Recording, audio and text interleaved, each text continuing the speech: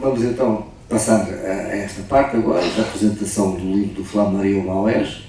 Não é Flammarion Maues, como dizia a nossa apresentadora há bocadinho, porque tentou anglo-saxonizar um nome que não é.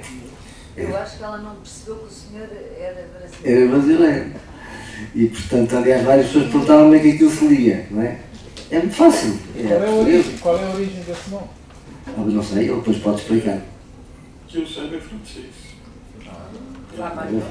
Há uma editora francesa chamada Flammarion. Bom, portanto, vamos então proceder a esta parte agora da apresentação deste livro. Este livro surgiu porque um dos nossos associados da Associação Promotora, o Manuel Simões, foi um dos entrevistados para o livro e a certa altura disse: é um livro do tipo brasileiro e tal, Flammarion e tal, que é muito interessante aquilo, ele fez ali um historial das editoras portuguesas que tiveram livros de caráter político ou que tomam partido, não é tão político como isso, mas livros, portanto, que tomam partido não é a mesma coisa que livros políticos, mas pronto, você devia ver isso e tal. E já não sei como foi, eu devo ter entrado em contato com o Flammarion, que ele deu-me o contacto eletrónico dele, e ele mandou para uma pessoa que eu não conhecia, mandou de facto o original do livro, portanto, já foi uma confiança que ele depositou em nós sem nos conhecer, que nós temos que lhe agradecer, e depois vimos isso a nível da nossa associação, e disse: isto é uma coisa com muito interesse, a gente tem que publicar isto, isto não pode ficar só assim, tem que ser publicado. E portanto iniciámos esse processo, falámos com o Marcelo Teixeira: Marcelo Teixeira, você quer editar? Ok, sim senhor, quero, acho muito interessante, acho um livro importante, portanto vamos para isso. E portanto ficou assim, e quer dizer, como é costume, nós patrocinámos financeiramente, sem esse patrocínio seria muito difícil que o livro saísse, esse, como os outros todos que nós temos patrocinado, e já é o 45º agora, que nós patrocinamos, e portanto o que quer dizer que na maior parte dos casos nós pagamos a 100%, digamos, as edições. Há uma dúzia delas que tiveram participação de outras entidades, desses 45, pronto, mas entretanto começou a fazer-se o livro, e o Flammarion ainda aceitou algumas sugestões que nós fizemos de alguns aspectos que isto das informações orais nem sempre estão completamente corretos, não é? E portanto há pessoas que têm uma ideia das coisas e depois nem os documentos o provam, nem outras têm a mesma ideia, e muitas vezes não correspondem de facto à realidade. As pessoas deturpam, não propositadamente, deturpam, digamos, o que se passou, e portanto houve que dar alguns acertos. Provavelmente ainda haverá alguns aspectos ainda que quem leia diga que não foi bem assim, ou que não é assim, ou que não está bem, mas pronto, isso agora já não se pode mexer mais, e portanto o livro aí está, deste tamanho todo, e de facto temos que agradecer ao Flammarion ter aceito nós termos feito tudo, quer dizer, no sentido do livro publicar. Ele não conhecia a editora, confiou-nos o original, confiou na editora que nós escolhemos, confiou em nós de facto inteiramente, e portanto tem que se agradecer isso. E pronto, e a seguir o Marcelo teve um trabalhão também, porque teve que rever o texto, quer dizer, ele está escrito em português do Brasil, não é? E ele teve ainda que dar uns toques para que as pessoas, os entrevistados portugueses, não falassem a volta do Brasil, e portanto teve que alterar isso. E portanto isso foi um trabalho muito penoso e muito intenso de revisão, e portanto obrigado ao Marcelo por isso, e pronto, e não digo mais. O Marcelo agora dirá mais alguma coisa sobre o assunto. Boa tarde a todos. Obrigado pela vossa presença em nome das edições Parsifal. É sempre um prazer regressar à Vila Franca de Xira. Já tenho feito várias apresentações, quer aqui, quer na Fábrica das Palavras, e sempre sou recebido com um grande afeto. Muito obrigado, Sra. Vereadora, por também hoje nos proporcionar esta festa, que no fundo lançar o livro é sempre uma festa. De facto, como dizia o António Rosola, este livro, esta parceria entre a Associação Promotora do Museu Neorrealismo e as edições Parsifal. Esta parceria nasceu de um contacto que ele enfim, promoveu há cerca de um ano, mais coisa menos coisa, que me falou de um livro que, enfim, potencialmente podia ser editado e cujas características me fascinaram de imediato. Foi muito fácil entendermos do ponto de vista quer operacional, quer financeiro. Não porque ele desse muito dinheiro, nós é que somos condescendentes. Estou a brincar naturalmente. O que é importante é que foi um projeto que desde o início nos entusiasmou. E entusiasmo esse que foi crescendo à medida que eu ia lendo o livro. De facto, percebi muito rapidamente que estávamos perante um documento único,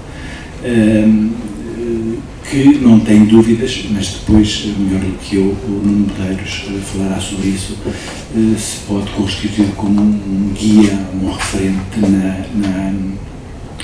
para conhecer a história da edição deste período específico que o livro abarca. Antes de proceder à apresentação, quer do autor, quer do apresentador, gostava já o fiz várias vezes, mas creio que nunca é demais afirmar publicamente que, apesar desta ser a primeira parceria entre a Parsifal e a Associação Promotora do Neorrealismo, já por várias vezes me cruzei com o António Redal noutras sessões e fico sempre, mas sempre deliciado e fascinado com a maneira. Anteontem, quando a apresentação do livro em Lisboa, eu utilizei o termo a maneira infantil no que isto tem de bom, naturalmente. O entusiasmo infantil com que ele coloca nas coisas que faz. Eu pude testemunhar isso várias vezes e fico encantado com o trabalho que ele ao longo de décadas tem feito, trabalho de sensibilização junto de escolas primárias, junto de escolas secundárias, para incutir nos alunos que hoje estão mais preocupados com outros valores, conhecimentos e aspectos mais ligados à cidadania. E vou-vos dar um exemplo. Em 2014 editei um livro baseado num programa de rádio da Antena 1, um livro que teve muito sucesso, baseado num programa de rádio que teve muito sucesso, tanto sucesso que a Antena 1 repetiu 4 vezes o programa, um programa chamado No Limite da Dor, que era, no fundo, o testemunho de 12 presos políticos que foram presos e torturados pela PIDE. O António Redol promoveu, a certa altura deixei de descontar, acho que já nas 28 apresentações pelo país. Mas o que é mais curioso é que ele comprava-me os livros e obrigava-me a fazer 30% de desconto. Ok. E depois íamos a Marinhais, ou a Salvaterra de Magos, ou ao Alcochete, ou ao Alentejo, ou ao Minho, e ele vendia os livros pelo mesmo preço. Eu dizia, António, se fazer nem para a gasolina, não se meta na minha vida.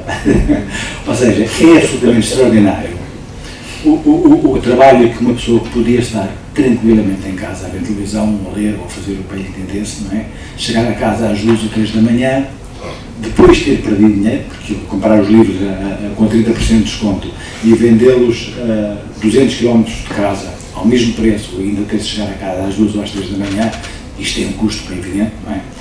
Quanto mais não seja físico, não deixa de ser revelador e de merecer, pelo menos da minha parte, e estou certo da vossa parte também, um reconhecimento e uma gratidão muito especial. António, muito obrigado por tudo o que tem feito ao longo destes anos em prol disto, por incutir nos mais jovens o gosto pela leitura, o gosto pelos livros e a sensibilização para questões de cidadania. Esta era a parte que não estava no meu discurso e que eu habitualmente não abordo, mas creio de ser da mais elementar justiça. Aliás, estou certo que para muitos de vós não constitui novidade esta postura, esta maneira de ser de António Rodol. Relativamente à nossa estrela, porque é disso que se trata, o Flammarion Maués, que está aqui à minha esquerda, portanto é o autor deste livro. O Flammarion é brasileiro, é doutorado, naturalmente licenciado, mestre e doutor em História Contemporânea, estudou na Universidade de São Paulo e é professor no Instituto Federal de São Paulo. Está ligado a vários grupos de trabalho, de pesquisa, é investigador do Instituto de História Contemporânea da Faculdade de Ciências Sociais e Humanas da Nova e é autor também, enfim, entre inúmeros artigos, revistas e livros coletivos, de um livro muito importante que ele teve a gentileza de me oferecer esta semana, mas só hoje de manhã é que pude passar os olhos, um livro chamado Livros contra a Ditadura, que tem muito a ver com o livro que hoje é apresentado. Este Livros contra a Ditadura, estamos a falar da ditadura brasileira, naturalmente, portanto, aliás está delimitado, este estudo está delimitado temporalmente, tem como subtítulo 1974-1984, portanto é a segunda, digamos, os últimos 10 anos, a segunda parte, a segunda década da ditadura no Brasil, instaurada, como sabemos, com o golpe dos militares em 64, que obrigou ao exílio do então presidente João Goulart para o Uruguai, se não me falha a memória, não é? E portanto é um estudo que resulta, esse livro resulta do seu trabalho de mestrado.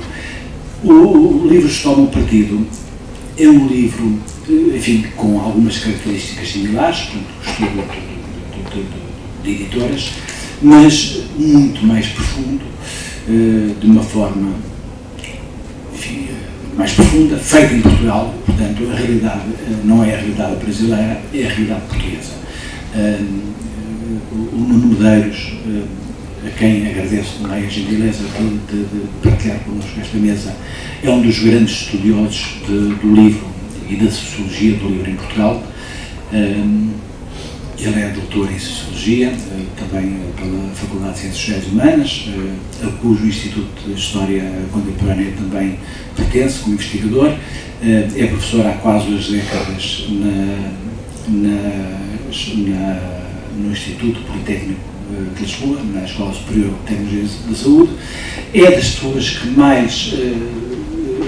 mais e melhor, acrescentaria, que em Portugal mais tem dedicado ao estudo da edição, do livro e dos agentes envolvidos nestas áreas.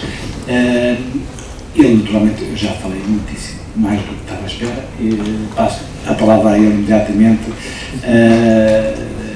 e pronto, resta mais uma vez naturalmente agradecer a vossa presença, a paciência com que nos ouvem, principalmente a mim, e muito obrigado por estar aqui, que é um livro, tenho certeza de que este livro trará um contributo muito importante para estudar uma faceta que até aqui tem sido pouco estudada, apesar do Estado Novo ter tido nos últimos anos muitos estudos parcelares. Este livro apresenta-nos uma visão completamente diferente. Muito obrigado. Muito obrigado. Marcelo, obrigadíssimo. Antes de mais, agradecer o convite para estar aqui e, sobretudo, cumprimentar os presentes na mesa, mas, sobretudo, os presentes aí desse lado. Não é? O sábado à tarde, chuvoso e ventoso, não é? Virem acabar a tarde, ou continuá-la, pelo menos, enfim, a ouvir falar de livros e depois disso, eventualmente, folheá-los. É sempre, digamos assim, algo de que se deve dar nota. Antes de me dirigir à estrela da companhia, como disse o Marcelo muito bem, ao Flammarion e enfim, a um tom mais brasileiro de parabenizar por isto. Enfim, já vimos estes parabéns, já se vão estendendo já há muitos anos. queria, antes de mais, saudar o fator moral desta existência, disto. Quem é esse fator moral? É o António Rodó. Não é uma associação que ele representa, é o António Rodó. Ele, se quiser, que depois pode que explique porquê. Queria agradecer em meu nome, não em nome de mais ninguém, mas em meu nome queria agradecer muito por permitir que isto exista. E queria também agradecer por permitir que outras obras que eu já li também existam. E mesmo pelas obras que eu não li e pelas obras que eu venho eventualmente a ler. Essa é a primeira nota que eu queria fazer. Depois, saudar também os fatores editoriais da obra, neste caso, na pessoa de Marcelo Teixeira. Dar-lhe também os parabéns pelo objeto absolutamente magnífico que está aqui. Poderíamos um dia destes depois falar sobre as questões das materialidades e a forma como também, não só toque, mas a visão do livro e a nossa relação sensorial com o livro é muito importante, mas a própria existência do livro enquanto livro, não é? Enquanto objeto que trabalha e que seleciona um texto e que o recorta para o transformar, para o editar e para o publicar. E, portanto, o nome Parsifal deve começar a ser retido no âmbito dos nomes a sublinhar e a acompanhar no âmbito do mercado editorial. Finalmente, o Flammarion, não é? Não vai aqui haver abraços, os abraços já começaram há muitos anos, vão-se prolongar por muitos mais. Queria agradecer-lhe o facto de me dar a honra de ser meu amigo, antes de mais, e o prazer de poder aprender com ele. Foi o que eu fiz desde o primeiro momento em que o conheci, e conhecemos justamente na Nova, no quadro, enfim, de uma iniciativa que eu já nem me lembro sinceramente qual era, e em que eu, depois de ouvir falar, disse: não, eu tenho que falar com este tipo, eu tenho que falar com esta pessoa, tenho que trocar aqui umas ideias. E eu apresento-me e ele diz-me: mas eu já o conheço, conheço-me da honra, não é? Conheço do ler, eu já o li, tenho que falar muito consigo e tal, não sei o quê. Ou seja, o livro a preceder a interação, não é? E, portanto, aqui começamos a divisar, começamos a vislumbrar a fundamental importância que o livro tem na construção de realidade e, sobretudo, na reconstrução de uma narrativa sobre essa mesma realidade. O nosso encontro ficou marcado pelo facto de ser intenso e pelo facto de ter sido também algo que permitiu ou deu início a uma relação que se foi, digamos assim, aprofundando e se foi enriquecendo ao longo dos anos. O percurso do Flammarion é um percurso muito interessante, o percurso formativo, profissional, porque há aqui uma imbricação de planos que, quanto a mim, é uma imbricação que gera, que engendra a riqueza, o enriquecimento. Ele tem formação, se ele já disse, inicial, de licenciatura, de graduação em História, depois do mestrado também, mas entretanto, salvo erro, e vais-me corrigir se eu estiver, entre a licenciatura e o mestrado, o Flammarion foi editor. Cerca de uma década, não foi? Ou mais, um pouquinho mais, não é? Um pouquinho foi aqui, uns 15 anos, não é? Os teus pouquinhos. Na Fundação Perseu Abramo, eu tive também a ocasião de poder ter nas mãos, ler alguns projetos do Flammarion, e mais tarde ele regressa à Academia para olhar para a edição, não só a partir dos instrumentos que o métier de historiador lhe consignam, mas justamente a partir também dessa tensão entre a exterioridade do analista, mas a interioridade do insider que, digamos assim, conheceu por dentro o seu próprio objeto de estudo. Voltou à Universidade de São Paulo, que é filho, digamos assim, onde concluiu o mestrado, o doutoramento com uma tese brilhante, que temos agora aqui, digamos, de algum modo, o fruto retrabalhado e aumentado com também o resultado do pós-doutoramento em 2013. O pós-doutoramento, enfim, é a sua formação mais recente. Enfim, estou a fazer este introito já prolongado. Acho que partilhar convosco estes pontos é também, de algum modo, contar a história deste livro e o processo que o materializou. E estamos aqui a falar não apenas da dimensão política, mas estamos a falar de livros. Livros que tomam um partido, não é? E é interessante olhar para a edição de livros a partir, digamos assim, da própria história que eles contam nas suas páginas, mas a história que as suas páginas não contam. Ou a história, neste caso, que as suas páginas não conseguem, digamos assim, transmitir, que é como é que aquilo existe, como é que aquilo apareceu, porque é que aquele livro aparece, como é que aparece, por obra de quem, não é? Com que motivação, em que contexto. Bom, por falar no livro, vamos então começar a descascá-lo. O livro tem 3 partes, digamos assim. Nessas 3 partes, a primeira e a segunda são partes, digamos assim, que se preocupam em, digamos assim, traçar uma interpretação sobre a panorâmica que é desenhada na segunda parte. Na primeira parte há um esforço mais conceptual, explicar que categorias é que eu uso, como é que eu as uso, como é que eu entendo o livro, como é que eu entendo a edição, porque é que é política, porque é que não é política. Uma editora é uma editora política por esta razão, uma editora não é uma editora política, embora possa editar livros políticos por esta razão, ou seja, há um esforço terminológico, tipológico, conceptual. Na terceira parte há um esforço, evidentemente, de síntese, há um esforço conclusivo e interpretativo. Aliás, muito bem conseguido.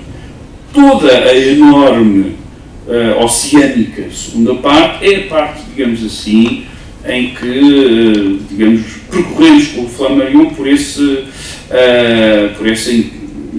enfim, infinita, quase, essa interminável pradaria, digamos assim, da edição política nos 12 anos, repito, 12 anos, não estou a falar em 40 nem em 30, nos 12 anos estudados pelo Flammarion.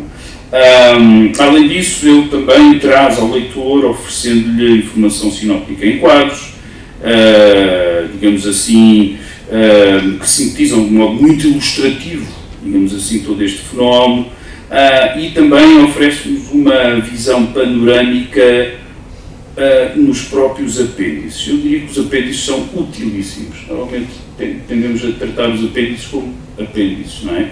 Neste caso, eu acho que são uma parte integrante do esforço de leitura, mas uma leitura, obviamente, que não é uma leitura que se faz como um livro de literatura, provavelmente, mas é uma leitura a que se regressa sempre. É uma leitura constante, permanente, é uma consulta, não é? E esta utilidade tem que ver, prende-se com a lista de editoras de livros de natureza política publicados entre 1968 e 1980. É uma lista que ocupa muitas páginas, em que vemos lá, digamos assim, o resultado palpável, material, de um estudo de muitos anos, em que o Flammarion consegue perceber a atividade de mais de uma centena de editoras, a atividade de quase, ficamos a menos de meio milhar, não é? Mas quase 5.000 títulos, pelas minhas contas, cerca de 4.600 livros. Está tudo aqui. Ou está quase tudo aqui. Ficamos com outra noção. Vou agora ler para evitar espraiar muito mais e evitar que vocês sofram ainda para lá do que, enfim, o bom senso comanda. O Flammarion Maués assume-se neste belíssimo livro que nos juntou aqui neste lugar, tão judiciosamente escolhido como profundo conhecedor da realidade editorial, refletindo o Flammarion por dentro e por fora. Editor durante longos anos, agrega esse olhar da exterioridade ao historiador. Aliás, Flammarion não está desatento a esta relevante dimensão da produção de discurso sobre um objeto e à sua importância na discussão do próprio labor do conhecimento historiográfico enquanto construção. Não enjeitando, Flammarion, algumas notas sobre este tópico, que eu gostaria que se pudessem ter alongado e aprofundado um pouco mais no final da introdução, num ponto sugestivamente intitulado Um estrangeiro estudando a história contemporânea de Portugal. Este livro revela, por isso, um profundo conhecedor da realidade portuguesa do período que estuda, na dinâmica global como nos aspectos mais miúdos, mesmo aqueles que por vezes só parecem fazer sentido aos designados insiders do conhecimento. Apesar do facto desta descoberta do país e do seu período histórico não lhe ser tão antiga, como se poderia pensar a partir da leitura de livros que tomam partido de Edição e Revolução em Portugal, 1968-1980. Ou seja, este livro é uma armadilha. Este livro engana-nos, porque nós pensamos que ele é de alguém que nasceu, viveu intensamente e conheceu por dentro todo este período em Portugal. Quando é alguém que veio para Portugal, provavelmente pela primeira vez, já nesta década. Ok? Portanto, muito cuidado com este livro. O livro levanta um conjunto de questões que vasto demais para uma apresentação como esta, mas tentemos. Antes de mais, falemos do tema cuja relevância nos interpela e nos deve interpelar. E por várias razões. Primeira razão. O modo como o tema tratado ao longo destas quase 700 páginas nos atualiza a noção de que vivemos numa sociedade que cunharia de tipográfica, na medida em que o livro, além de objeto que em si aglutina simbólica e fisicamente os saberes e as ideias, tornando-se veículo de definição dos mesmos, o próprio ordenamento social do mundo é em grande parte organizado pela escrita impressa, ou agora digital, e tornada pública. O livro e a edição que o produz legitima e prescreve o mundo, tornando os seus fautores agentes de mediação e de conformação do próprio mundo. Ainda hoje, mesmo alunos de mestrado, enfim, às vezes no assomo de maior, enfim, não digo de ingenuidade, mas enfim, de menor capacidade de contenção verbal, dizem ao professor, mas olha que aquilo que eu lhe disse é para ser tomado a sério. Mas porquê? Porque ele leu no livro. Ou seja, somos fruto dessa, enfim, sociedade tipográfica que se suporta muito no livro como, digamos assim, como razão e como matéria de existência. Segunda razão pela qual, digamos assim, este livro, no seu tema, é relevante. A proximidade de um período histórico rico e fundador, ou refundador, tantas vezes glosado, referido, elogiado e até atacado. Refiro-me evidentemente ao período da Revolução, mas também ao período imediatamente anterior. Aqui o que surpreende, ou não, é o ineditismo do estudo do Flammarion, cujo livro nos vem falar e explicar sobre um tempo recente, ainda bem vivo na memória coletiva, mas que até agora permanecia na obscuridade da perspectiva da análise científica e no silêncio da discussão pública. E tantos que foram sujeitos nesta aventura da edição de livros de caráter político em Portugal neste período. Muitos desses sujeitos da história, muitos mesmo, indivíduos e organizações, são aqui resgatados e trazidos à luz do conhecimento e do reconhecimento. Terceira razão. A edição mostra-se neste livro como arena intelectual, reafirmando a importância das chamadas gentes do livro na configuração do universo cultural e do espaço político, surgindo a edição como um campo de lutas, à guisa de Pierre Bourdieu, no qual não apenas se definem posições no seu interior, numa espécie de cartografia social de proximidades e distâncias, mas também que torna o campo editorial em si mesmo como sujeito histórico e político. Não são só os agentes individuais e institucionais tomados por si próprios, mas o campo. O campo passa a ser, ou seja, se quiserem, digamos, o setor passa a ser o próprio sujeito histórico e político, evidentemente. Quarta razão, a edição de livros de caráter político é um mundo que, do ponto de vista do seu estudo, apresenta vários alçapões e que se revela mais aberto e complexo do que à partida se pode assumir. A compreensão do tema estudado pelo Flammarion e vertido neste livro só se consuma no exercício e no esforço de articulação entre variáveis, sublinhando eu aqui o termo variáveis. O livro adquire uma natureza política, por exemplo, não apenas porque isso corresponde à intenção de um autor ou do editor, por vezes até contra o intuito inicial do autor, ou até do livreiro, mas também o livro adquire uma natureza política porque o livro foi apropriado interpretativamente por um conjunto de leitores ou de mediadores, como críticos, jornalistas e militantes, simpatizantes e profissionais da política, que o transformam em objeto de consumo leitoral político. Isto é, o livro é político não necessariamente apenas por pré-atribuição, mas em larga medida por a descrição contextual. Um episódio ou um conjunto de práticas infundem no livro um caráter que este não possuía. Isso é interessante também na própria forma como podemos pensar e refletir sobre isto. Neste âmbito, e fica aqui o repto, não deixaria de ter interesse uma incursão futura pela recepção ou pela recepção e pelas práticas de leitura deste tipo de edição. Para quem já fez apresentações no Brasil, sabe que se disser recepção à portuguesa, eles entendem como recessão. No quadro de uma história, de uma sociologia oral, ainda está aí tanta gente que consumiu, comprou, trocou, recebeu e leu livros políticos no período estudado pelo Flammarion. A exortação fica no ar e não se dirige somente ao Flammarion. Em todo o caso, Flammarion, por que não pensar num projeto que trate do outro lado da barricada, por assim dizer, ou seja, os livros que tomam partido no modo como são lidos. Como é que isto foi recebido? Ainda é possível fazer. Eu, que muitas vezes trato o século XIX e a primeira metade do século XX, só com o auxílio eventual do professor Caramba e uma mesa de pé de galo, é que conseguiria falar com algumas pessoas. Isto no registro oral, evidentemente. Apesar de tudo, ainda estamos a tempo de apanhar muita gente, muita vivência e, digamos assim, muita informação.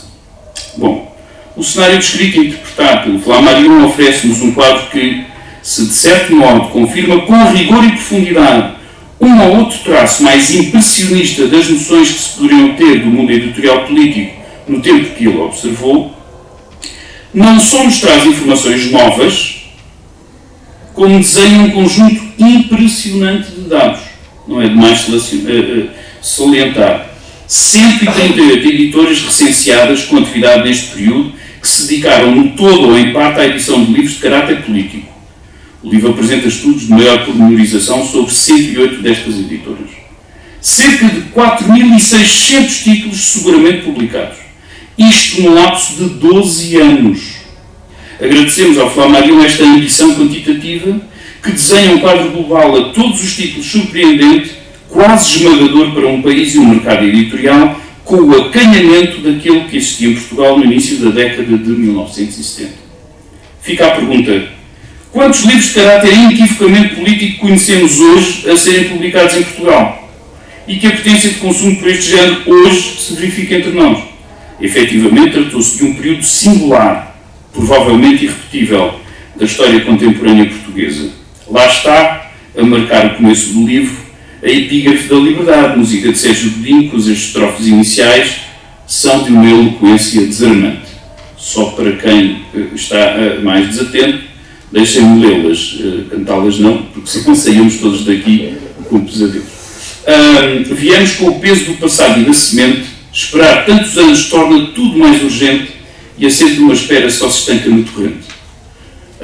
Esta epígrafe ajuda a perceber a singularidade da época estudada pelo Flammarion e ajuda até a perceber, digamos assim, um conjunto de processos existentes mesmo antes do 25 de Abril, mas que, claro, evidentemente, atingem o seu zénite, o seu auge no pós-revolução.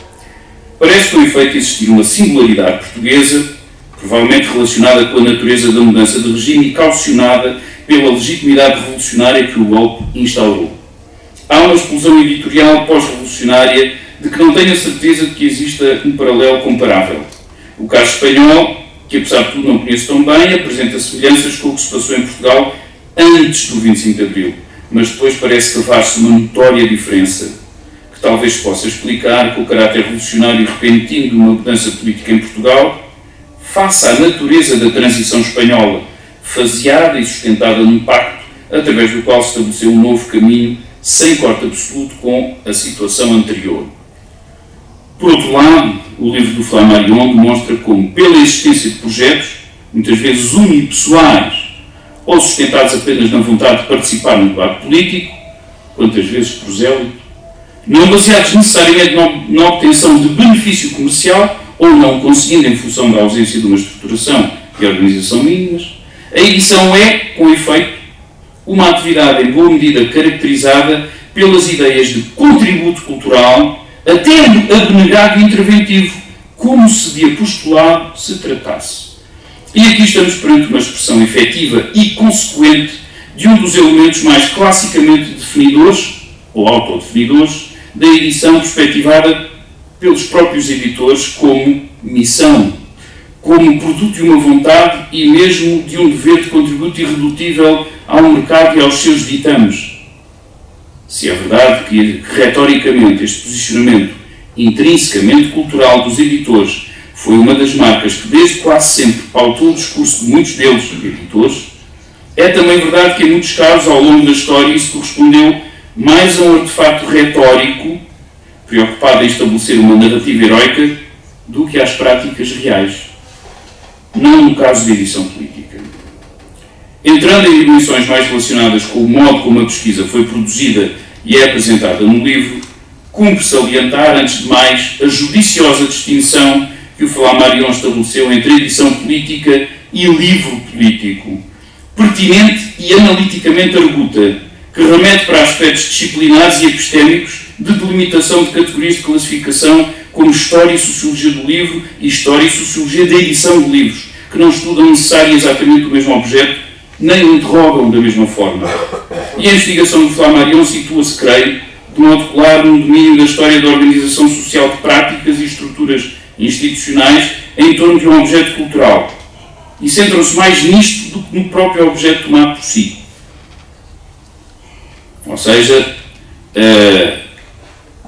mais do que estudar o livro político, na verdade, o que o Flammarion estuda é a edição. O que acabei de dizer é motivo, quanto a mim, para sublinhar de modo vincado a importância da história oral como fonte para o estudo da história contemporânea.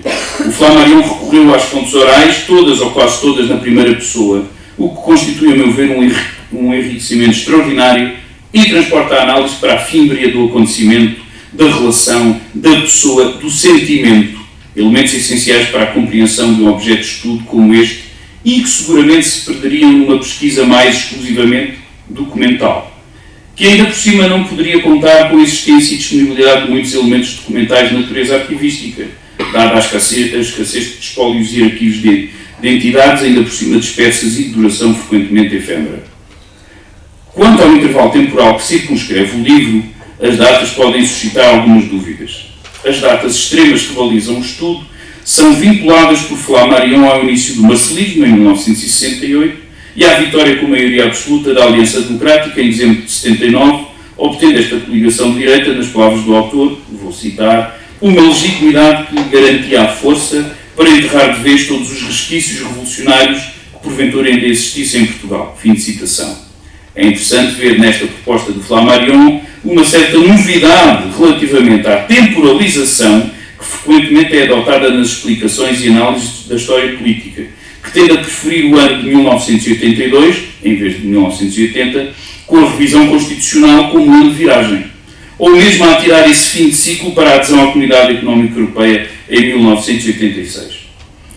Esta discussão envia-nos para a problemática da periodização dos estudos de cariz historiográfico e sociológico, nos quais se deve, em meu entender, perceber qual é o lugar de uma opção que estabelece os limites temporais em função da autonomia exibida pela dinâmica histórica e social dos fenómenos em apreço.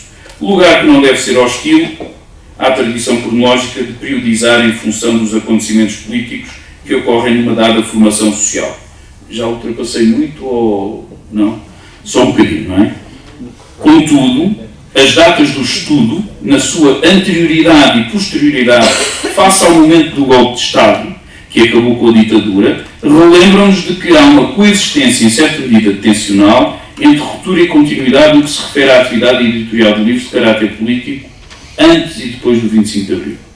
Por um lado, o período revolucionário transformou efetiva, definitiva e profundamente as coisas, constituindo o travejamento de uma realidade nova que explodiu num caudal inaudito de propostas editoriais, temas, traduções e interpretações tipográficas que o livro, captura muito bem através da sua panorâmica quantitativa. Por outro lado, porém, a ruptura revolucionária não inventou o mundo, permitindo uma continuação da expressão editorial de um conjunto de chancelas que vinha já de trás, de perto ou de longe.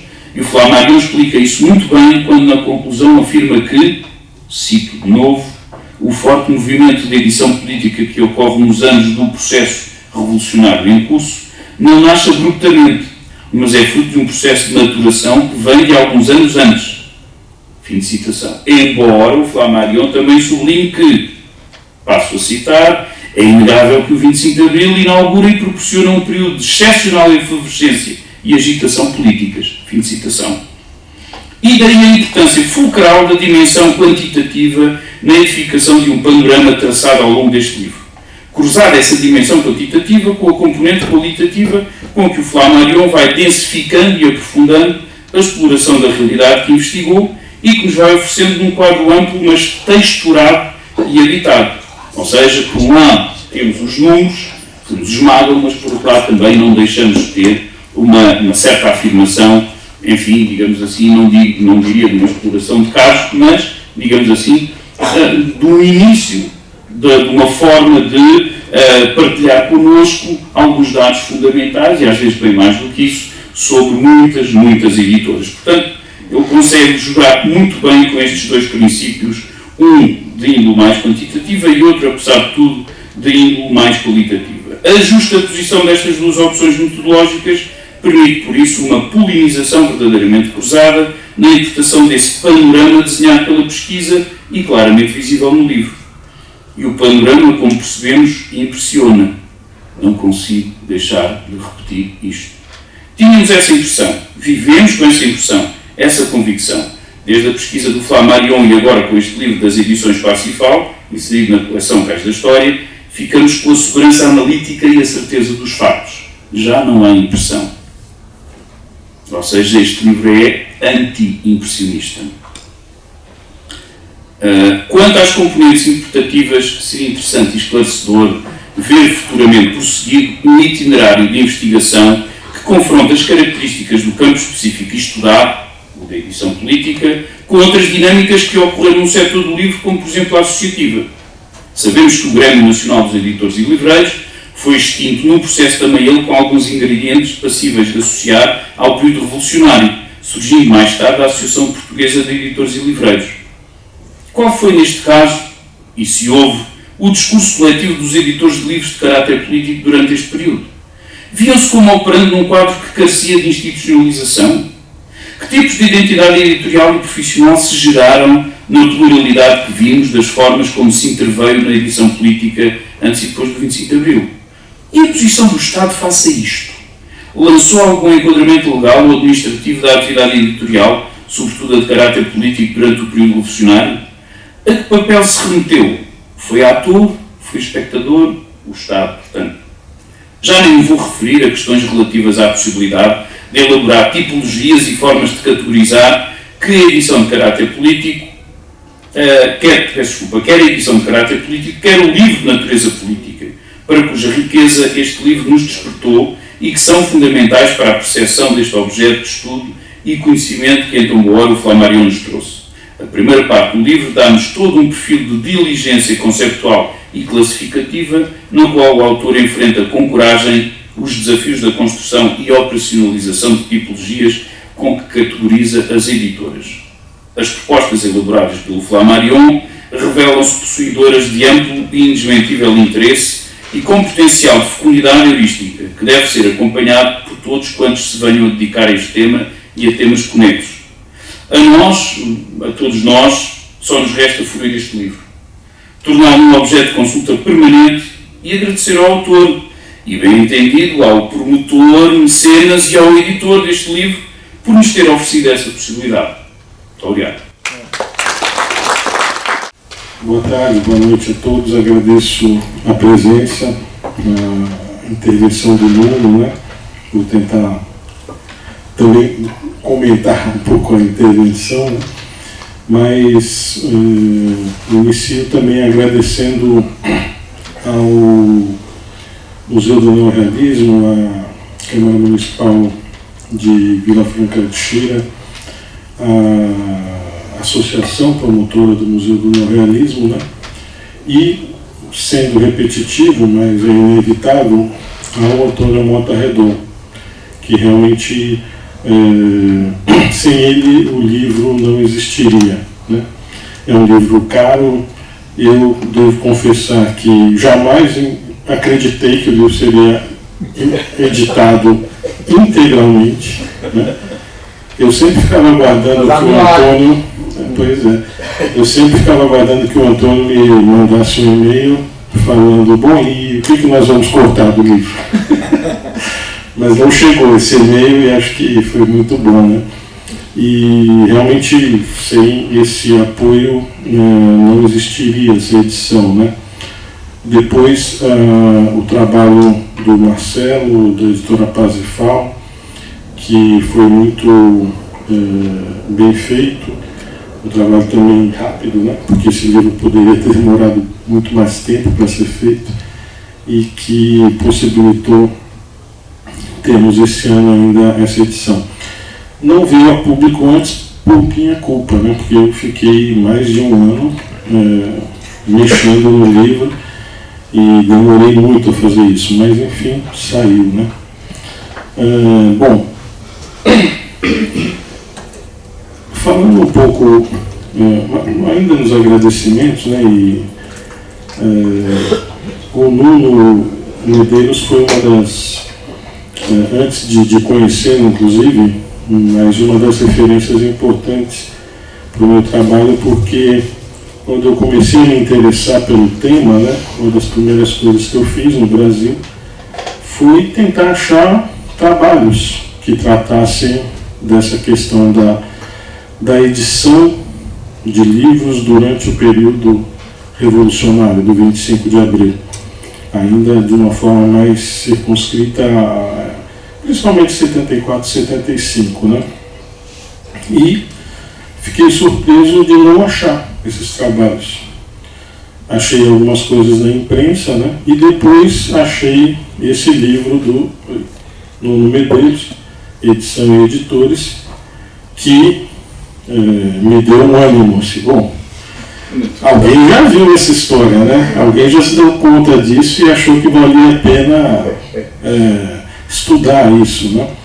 O livro do Nuno, ele recua bem mais no tempo, tem um outro caráter mais sociológico, mas também histórico, e praticamente termina no início aí dos anos 70, mas já trazendo vários elementos, até porque, como eu mostro aqui no meu livro também, né, várias das editoras que vão ter um papel importante a partir do 25 de abril já vinham de antes, né?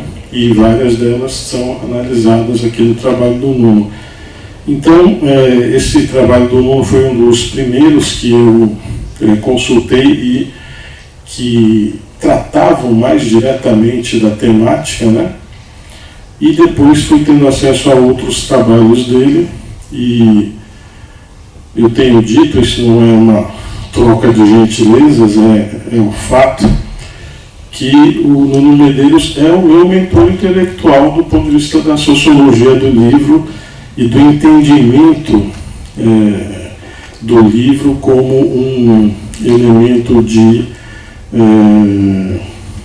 digamos assim, intervenção na realidade, né? Então é muito importante ter a palavra dele aqui.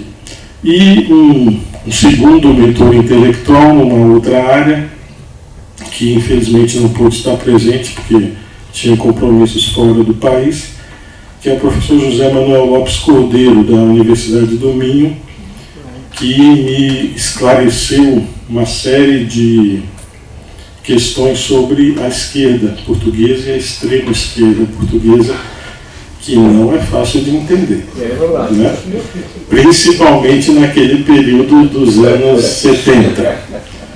Não é fácil. Precisa de legenda, de enciclopédia, de dicionário e de alguém do lado para explicar. E foi o José Manuel Lopes Cordeiro que colaborou muito. Um outro autor também importante aí, que é o Miguel Cardino. Mas o Lopes Cordeiro, além de auxiliar, né, ele foi uma espécie de co-orientador do meu trabalho também desde o início. Né? Infelizmente, nesses dias que eu estou aqui, ele está na Guatemala, participando de um evento acadêmico lá, então não deu certo de ele participar dos eventos. Bem, falando um pouco do livro, da obra, né, e, inclusive uma pessoa que eu conheci agora há pouco perguntou isso, eu acho interessante falar, né?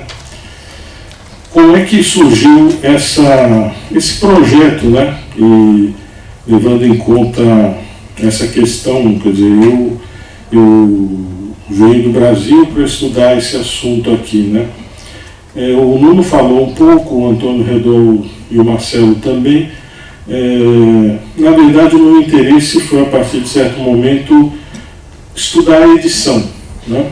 E fui vendo o que existia sobre isso no Brasil, depois um pouco em Portugal, na Argentina, em alguns lugares, e fui vendo que, na maioria dos casos, há estudos do século XIX para trás.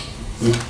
Não há muita coisa sobre o século XX. Na França há. Na França é o lugar do mundo onde mais se estuda história editorial e há inclusive, acho que não sei se é um museu, enfim, uma associação que é voltada para o estudo. É uma instituição de direito público financiada pelo Estado e que é uma espécie de mini biblioteca nacional só para arquivos de editores, autores. Então, o caso da França provavelmente é onde há o estudo da edição mais avançado, inclusive em períodos contemporâneos, recentes. Né?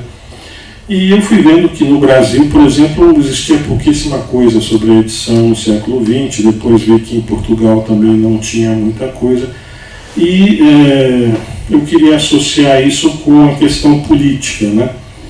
E acabei chegando até por questões biográficas nessa ideia do livro político, né? Porque a origem da minha pesquisa está no fato de ali nos anos 78, 79, quando eu era ainda bem jovem, mas já gostava muito de ler, e por conta principalmente do meu pai, acompanhava bastante a conjuntura política. Nesses anos 78, 79, 80, eu vi que houve no Brasil uma série de livros políticos que foram muito importantes, que tiveram um papel ali, né? Então, a partir dessa ideia que eu fui atrás dessa questão da edição política, até chegar, digamos assim, nesse tema de uma forma mais elaborada, mais delineada, né?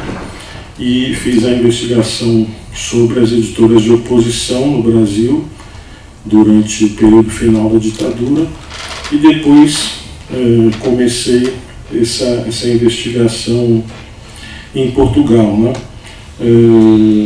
Há uma série de dados sobre o trabalho que eu fiz, uma parte o Nuno mencionou, né?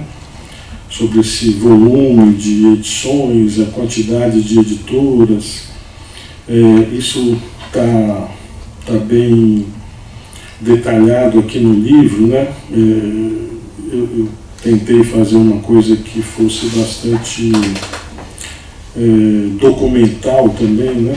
Em termos de disponibilizar essas informações, mas o início desse trabalho se dá com a percepção, né, de que em Portugal houve uma conjuntura muito diferente, muito especial por conta do 25 de abril. E provavelmente é como o Nuno falou mesmo, um caso, uma experiência que não tem paralelo e irrepetível, né? Porque o que acontece ali com o 25 de abril abre as porteiras, né? Estoura uma barragem e há uma inundação de atividade cultural, política, agitação, mudanças, transformação, debates, né? Como talvez não tenha havido em nenhum outro lugar nesse período, já nos anos 70 do século XX, né? E ao iniciar a pesquisa, eu vou me dando conta de que, para minha surpresa, não há trabalho sobre isso em Portugal. Eu realmente acreditava que houvesse, né? Mas vou vendo que há uma outra coisa muito limitada, e principalmente algumas coisas da imprensa da época, da imprensa ali de 74, 75, quando o fenômeno está muito evidente, né? E há registros disso na imprensa da época, né? Depois vou vendo também que essa explosão a partir do 25 de abril, ela tem um antes, né? Tem um período anterior que é importantíssimo. Uma parte significativa dessas editoras já vinha de antes do 25 de abril, inclusive algumas das mais atuantes em termos da quantidade de títulos editados já vinham de antes, né? Então a gente tem, por exemplo, a Editorial Estampa, Seara Nova, Dom Quixote e Centelha, Afrontamento, que foram das que editaram o maior número de títulos, todas elas criadas antes do 25 de abril. Então vou me dando conta um pouco mais dessa realidade, né? Por um lado há essa explosão, e é inegável. Por outro lado há uma história anterior que é fundamental para que essa explosão também aconteça da forma como ela aconteceu, né? E vou tentando juntar essas peças, né? Uma outra questão que para mim foi sempre fundamental e tem a ver com algo que o Nuno falou aqui, né, de tentar contar a história do livro que não está nas páginas do livro, né? A ideia de tentar recuperar um pouco a história de quem fez essas edições, né?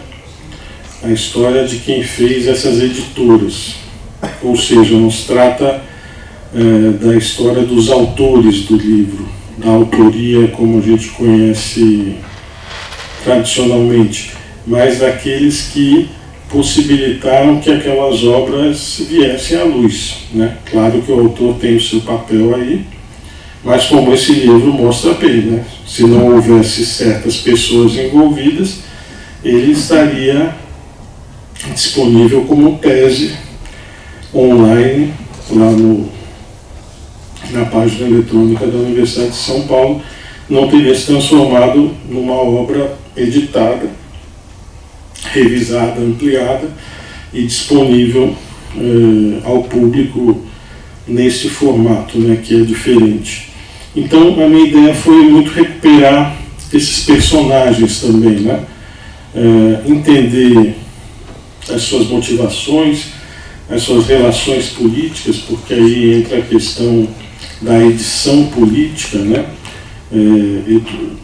Estudo no livro esse tipo de edição, essa edição em que o engajamento político é determinante para a ação editorial. Então, o que é mais até esses números todos que você mencionou, né, que estão no livro, eles são bastante impressionantes mesmo, mas eles são ainda mais impressionantes porque é só sobre a edição política. Ou seja, tem ainda mais umas dezenas ou centenas de editoras que não estão aqui, porque elas não editavam livros políticos, né? Então, realmente, esse mundo editorial em Portugal nesse período foi um mundo muito dinâmico, né? Porque aqui eu não estou tratando do setor editorial português nesse período. O setor editorial português é maior, bem maior do que isso, né? Eu estou tratando só desse setor que, de alguma forma, se envolveu com a edição política. Então, há aí uma dimensão realmente muito significativa, né? Mas voltando, eu quis sempre realmente ir atrás, entender essas pessoas que construíram essas editoras, construíram esse percurso, né, editorial, procurando entender como isso se vinculava com os seus compromissos políticos, com os seus engajamentos políticos, e também, na medida do possível, tentando ver como isso se resolvia do ponto de vista econômico, né? Porque a edição de livros não se sustenta sem a venda, sem os recursos financeiros, sem a questão material, né? Então há também, na medida do possível, essa preocupação com esse aspecto, né? Mas a ênfase está na questão política propriamente dita, né? E acho que nesse sentido o livro também tem uma colaboração importante ao recuperar e dar a conhecer um pouco quem são esses editores, né? Vários deles eu não descobri quem são, inclusive. Há muitas editoras que eu não consegui chegar em informações importantes, né? Mas que foi possível reconstruir um pouco da trajetória delas a partir das próprias publicações, né? Acredito que certamente alguns acréscimos, algumas correções vão precisar ser feitas, mas até o momento o índice de acerto tem sido bom. Eu encontrei hoje mesmo aqui um senhor que me foge o nome agora, ligado a serviços editoriais, como se chamava? Hipopótamos. Me foge aqui o nome. É uma editora com um nome completamente fora ligada a uma associação de funcionários da Caixa. E ele estava me falando que ele leu o trecho e tal, e estava tudo de acordo, assim, claro que teriam informações que poderiam ser acrescentadas ali, mas as informações estavam corretas. Ele até disse que até a interpretação que eu fiz sobre a editora estava de acordo com o que ele acha, pelo menos, também, né? E então isso foi um dos aspectos do trabalho, né? Em muitos casos, por conta um pouco do que o Nuno falou também, de a gente ter muito pouca documentação sobre essas editoras, né? Uma parte do trabalho está construído sobre os livros mesmo, né? Sobre os livros editados, tentando extrair dos livros o máximo de informações possíveis, né? Porque, de fato, há muito pouca informação arquivística, contábil dessas empresas editoriais, né? E eu vou encerrar já brevemente, ressaltando também um outro ponto que o Nuno destacou e que tem relação com esse papel dos editores que eu procurei ressaltar, né? Que é a questão da história oral, né? De tentar ouvir esses editores, recolher esses depoimentos. Geralmente os casos em que foi possível reconstruir de uma forma mais detalhada e trabalhada as histórias das editoras, foram esses casos em que foi possível conversar e registrar o depoimento desses editores, né? Então, o livro, espero que ajude a abrir mais esse campo de pesquisa, né? Ele é um livro que tem lacunas, né? Mas ele ao mesmo tempo também dá um panorama muito abrangente desse campo da edição política em Portugal e, para mim, ficaria muito satisfeito e acharia que realmente o livro teria cumprido o papel que eu acho que ele deveria ter se ele fomentar algumas outras pesquisas sobre o tema, né? Porque o tema é muito rico, há muito a ser explorado, há muitos protagonistas dessa história que ainda estão conosco, né? E que podem recuperar essa história ou ajudar a recuperar essa história, né? E, portanto, tem um campo aí de investigação bastante amplo.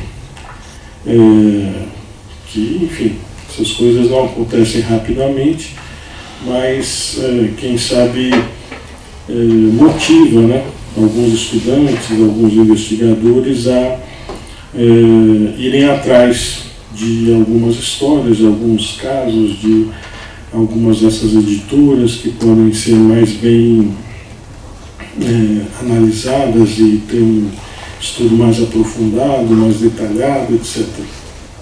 Então, para finalizar mesmo, só reforçar que para mim é uma alegria enorme ter esse livro editado aqui e espero que ele realmente colabore nessas investigações e eu realmente estou muito satisfeito que isso tenha acontecido e da forma como aconteceu, com uma edição que me satisfaz completamente. Muito obrigado.